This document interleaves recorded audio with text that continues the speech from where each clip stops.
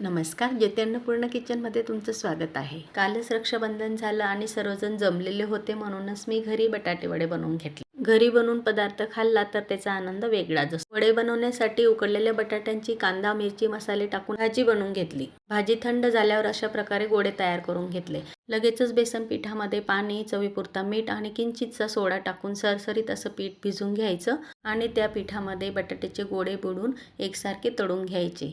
वडे तळताना तेल आधी कडकडीत गरम करून घ्यायचं, नंतर कमी गॅसवर वडे तळायचे आणि तेल हे जास्त प्रमाणात टाकायचं, म्हणजे वडे चांगले फुगतात आणि लुसलुशीत देखील राहतात.